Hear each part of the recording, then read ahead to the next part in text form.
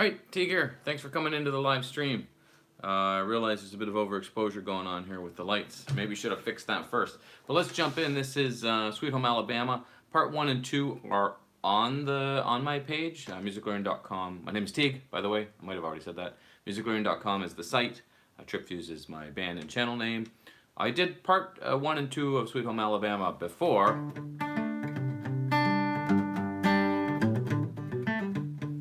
You can find that on the channel. But right now we're going to do this part of the tune, which is kind of this cool little part. And so let's jump in. If you end up liking what you watch, be sure to subscribe, turn on your notifications for more, and also like, comment, share. You know the drill. Okay, let's do it. Let's start with, we're starting on E, the 7th fret of your A string. So notice I do not have a 3rd fret dot, so here's my 5th, here's my 7th. So I have an E. These first, we're gonna go E, F, a half step to F, F sharp. Hey David, how are you? Good to see you. So E, F, F sharp. We're just gonna down pick this down, up, down. These are gonna be 16th notes, so we're gonna put 4 in one beat. And then on the and of, or the of beat 4, so 4, E, and If you're not comfortable or used to counting, don't get overly, don't get too concerned about it right now. But basically, in a beat, when we're playing 16th notes, we're going to count it as 1 E and 2 E and So the was the 4th part. So on that 4th part, we're going to bar our finger across the 7th fret. Hi Tanya, how are you? Strings 3 and 4, the 7th fret. It gives us an A and a D.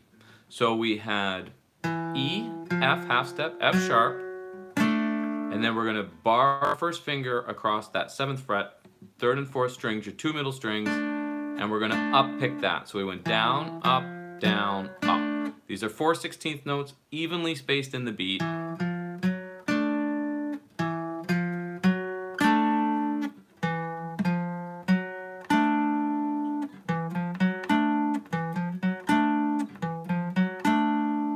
So far good? So far so good? Whatever I said. I missed what you just said there, David. I'll have to put on my, let me get my thing on here so I can see what people are saying.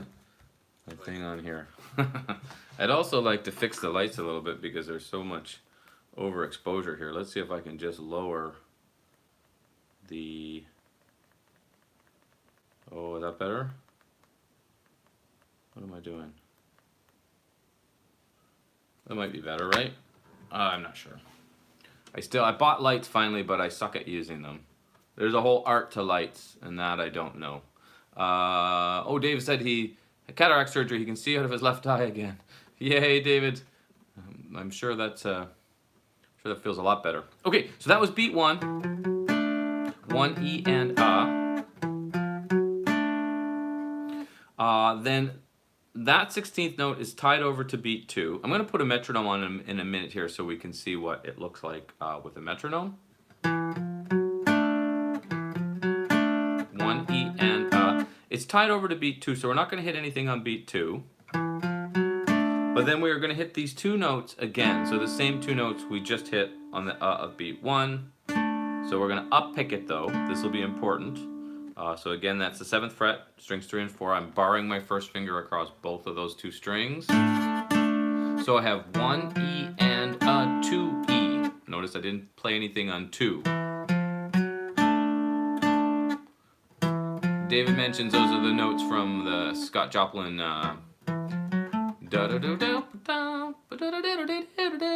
yeah, for sure. Maple Leaf Rag. Okay, so 1 E and Tanya, it has been a while. It's good seeing you too. Well, I can't see you, I guess, but which reminds me, and I'm actually glad that you just said that. I'm about to start some Zoom classes. I want to move. COVID has changed things big time, so I really want to move into the world of teaching online through Zoom classes. And in the beginning here, I would like to, if people are willing to come in, it's going to be free. I just want to make sure, to get a feel for how it's going to work with Zoom. So I'm looking for, it's probably going to be small group stuff. Anyway, if anybody is interested, I put a link on the homepage, musiclearning.com, on the homepage, and then you can come in and put your email in there. And if you're already subscribed, it may tell you that you're already subscribed. Anyway, in which case, use the contact button and let me know that you're interested in it. So either use that link on the homepage of the site where you'll see big Zoom classes. Anyway, I want to do a few for free so I can get a feel for what Zoom's going to look like for classes, and then of course then the idea is to move to teaching pretty much completely online. Okay, so here we go. Back on track here. Sweet Home Alabama. Sorry, I forgot what I was doing for a moment. Okay, so beat 1 we had E, F, F sharp, 7, 8, 9 on that A string, and then barring the 7th fret, strings 3 and 4 for an A and a D. We're up picking that. Down, up. We're just alternate picking it. So this is 4 16th notes. 1 E and up. Nothing is on beat 2. We're going to up pick this A and D again on the E of beat 2. 1 E and 2 E.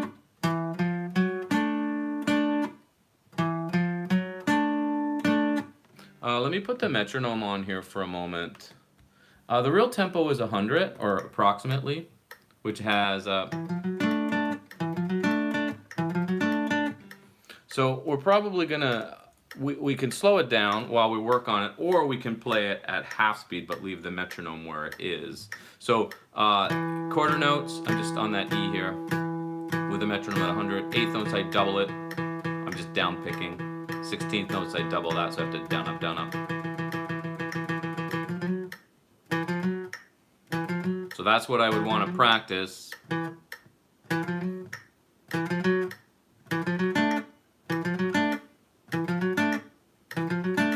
But if I leave the metronome at this speed and then I play 8th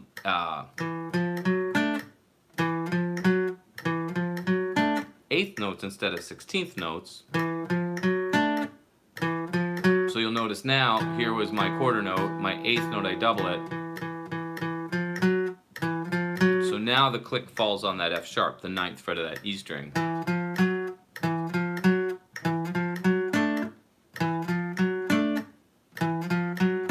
So this is a super important way to practice. So you have a couple options when you're, obviously I think most teachers would recommend a metronome. It's not just for playing in time, it's also for learning how to listen. So highly recommended. Also, it's a great way to plot your progress as you're growing, so you keep getting faster and faster.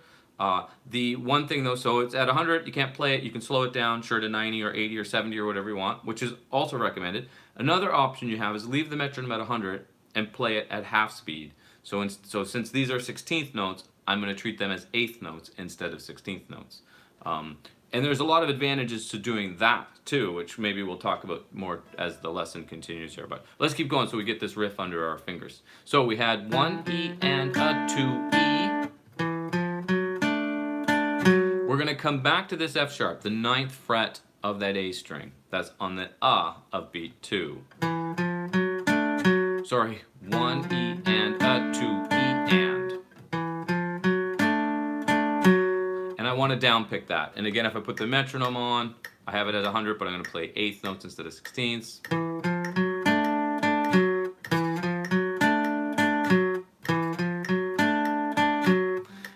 If you're struggling with that, here's something else I recommend. If you go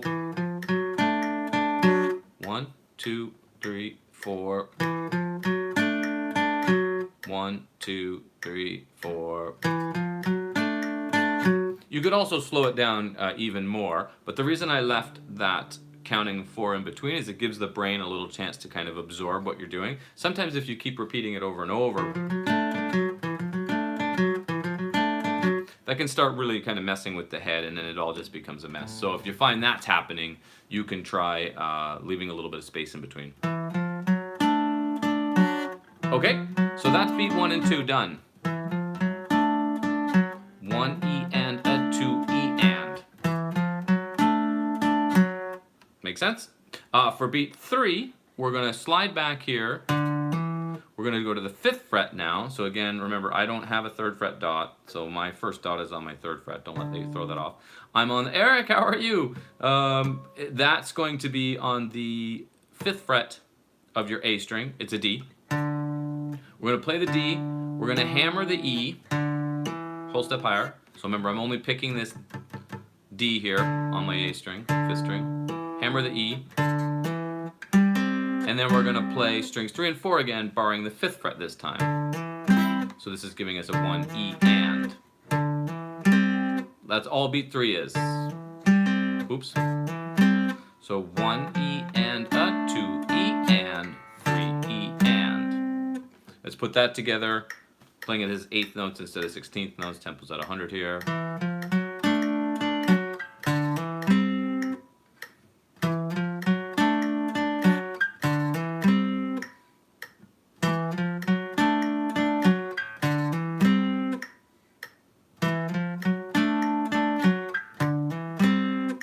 So far so good. We're almost, it's only a 2-measure riff, so we're almost done measure 1. Almost halfway there. Oops. Beat 4 of measure 1, we're going to start by hitting that 5th fret again. It's 3 and 4. Hit that again. And then we're just coming back to this E. Remember, that's the same E we started this riff on, but we started with finger 1. Now it'd be finger 3. So measure 4, or sorry, beat 4 of measure 1 is just 2 8th notes.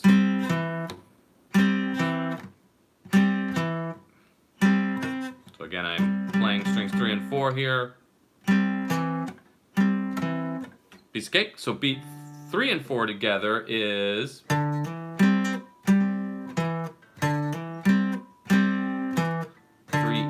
3 E and 4 and.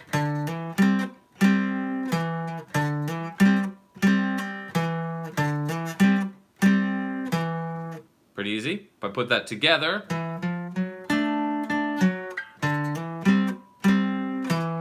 with the metronome, again I'm playing 8th notes instead of 16th notes.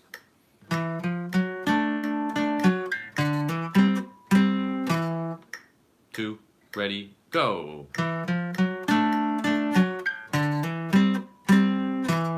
And on that last part, I'm down picking, so from that D, hammer the E, down pick the 2 notes together, the G and C, down picking them again, down picking the E. So I'm actually down picking everything on beat 3 and 4. There is a hammer there, which if I were to pick it, I would pick it with an up.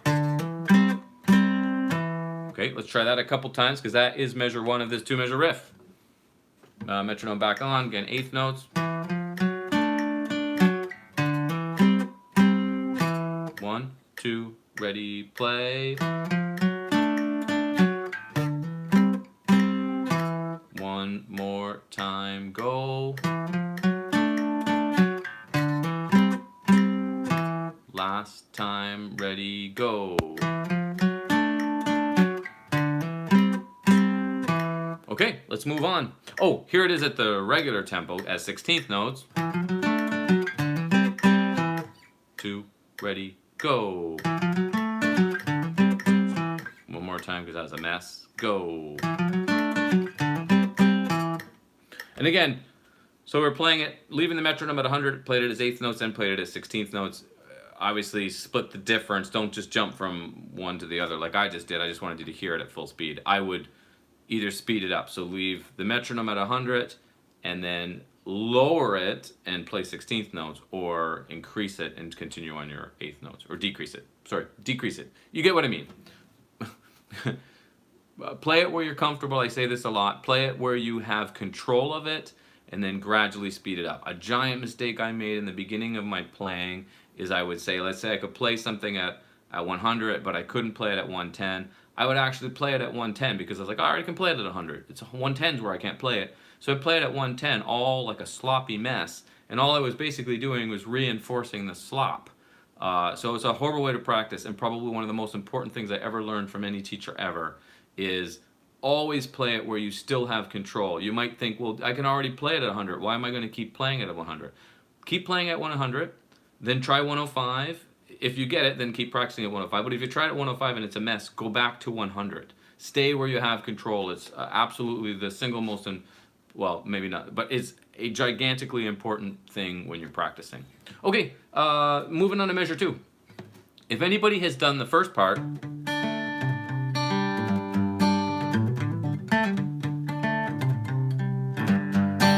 from my other lessons, then you already kind of know this. This is the beginning of measure 2. So we have measure 1. Here we go, measure 2. We're hitting open A, your 5th string open, hammering on the 2nd fret of that string for a B, hitting the open D, 4th string, hitting the open 3rd string for a G. And these are 4/16 notes. I'm going to down pick, hammer, down. That G, if I'm following alternate picking, would be an up. But because if you've watched lots of my videos, you can also economy pick it or natural pick it, or you could call it sweep picking too. But the pick is heading in that one direction and you can continue in that direction. So if you want, you could go down on that G, which even though it's the of the beat, 3 or 1 E and it's the 4th part of a 16th note, the 16th notes in beat 1, would be up picked alternate. But anyway, up to you on that one. Up pick it or down it. Okay, so open A, hammer on the B, which is the 2nd fret, down pick that open D, and then either down or up pick the open G, the 3rd string, so 4 to 3, whichever you prefer.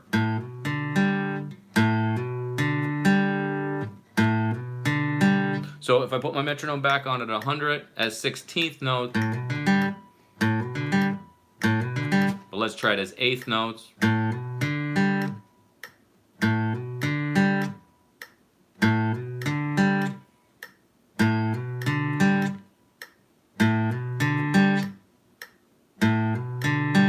And like what happened in measure 1, we're not going to play anything on beat 2. We're going to tie that 16th note over, and then on the or the E of beat 2, we're going to play that open G again. So 1 E and 2 E. I would definitely up pick that G. Sorry.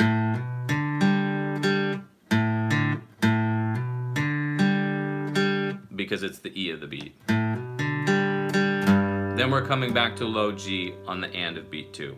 And that's beat 1 and 2, which actually is that entire measure because we just hold that G is tied over to a half note, hold for the rest of the measure. So that, oh, you know what? I said this was a 2-measure riff. It's actually a 4-measure riff. However, measure 1 and measure 3 are the same. So here is measure 2 though. That's it.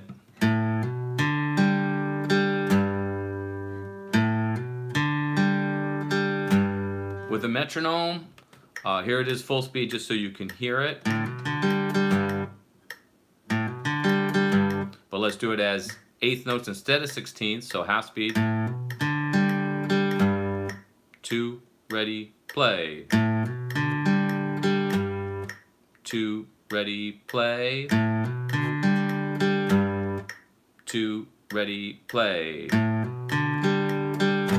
One more time, go. So let's put measure 1 and 2 together now. All together, measure 1 and 2 at half speed. 1, 2, ready, go.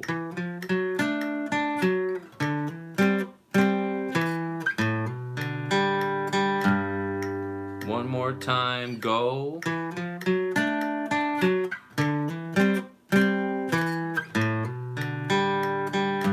Last time, ready, go.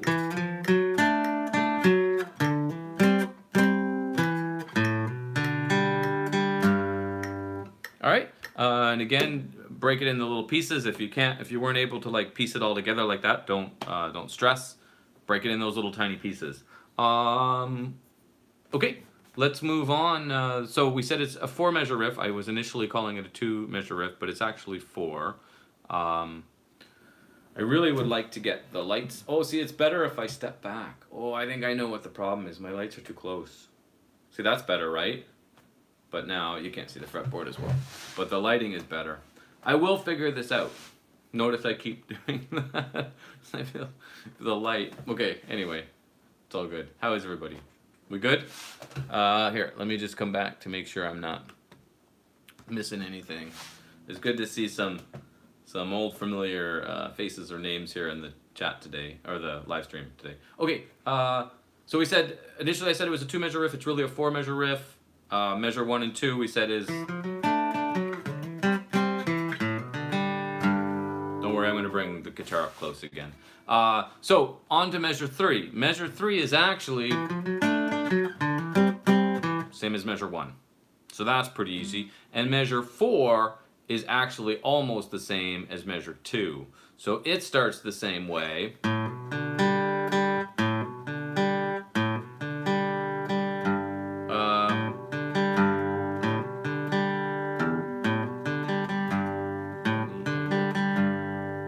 Hold on.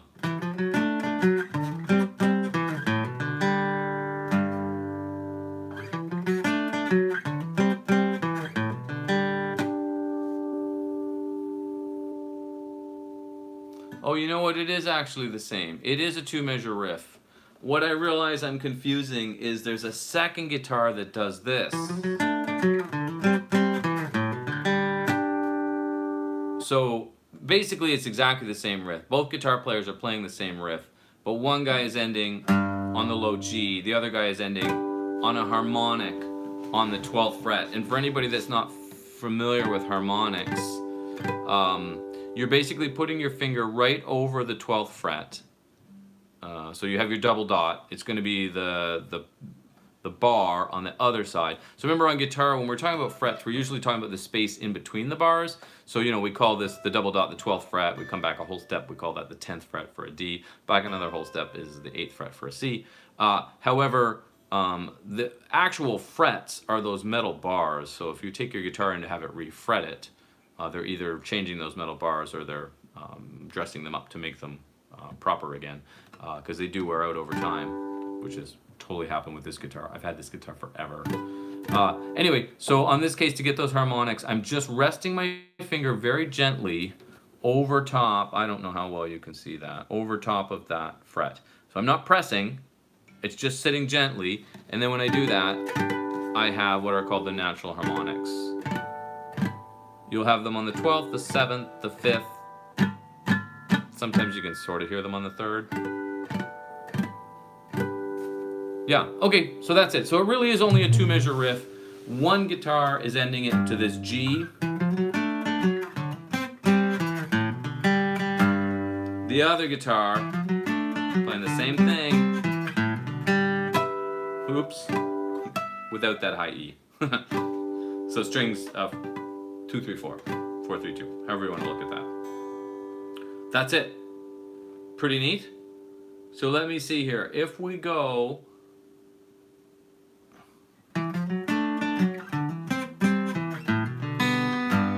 David says we just need a drunk person to yell, "Freebird, Freebird."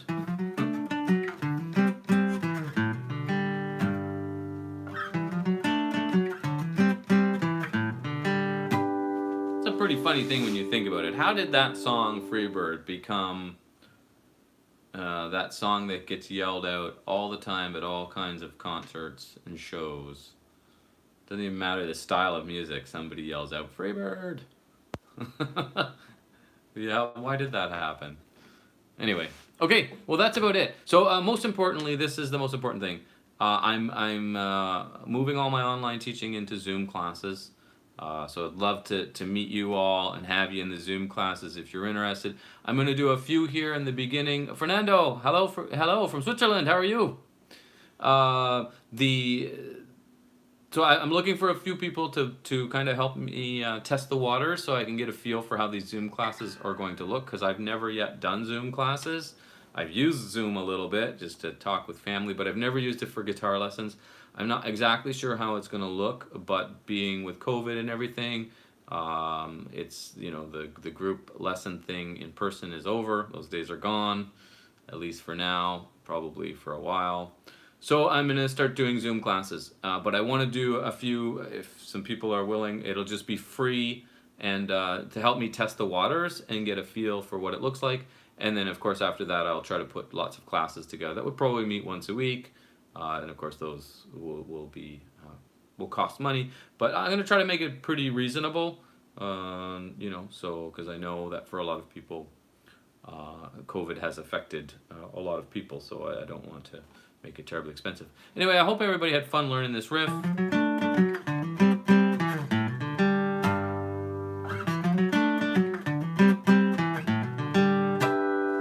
Oh, there's that open E again. I don't want to hear that. It's a little bit tricky when you do that part. You have to hit those 3 strings but somehow not hit that first string, so it's just a bit of practice. Yeah, I guess that's it. I guess I'll stop there. It was great seeing everybody in here. And like I said, if you're interested in the Zoom lessons, musiclearning.com is the site. Go to the home page. You'll see right near the top or just down a little tiny bit, Zoom classes. Put your email in there so I can contact you, reach out, and then try to get those started. And yeah, subscribe, turn your notifications on if you like what you saw and you want more. Comment, like, subscribe. You know the usual drill. Yeah. And yeah, and then we'll see you soon. I'll do another one of these live streams, but hopefully maybe I'll see you all in a Zoom class before the next live stream. Again, thanks as always. Thanks so much for watching, and have fun with this riff. See you guys and gals. Why do I always have such a hard time turning this off? See you, David. Oh yeah, see, I can't see the button very well because my lights are too bright because everything's overexposed. That is overexposed, I think, right?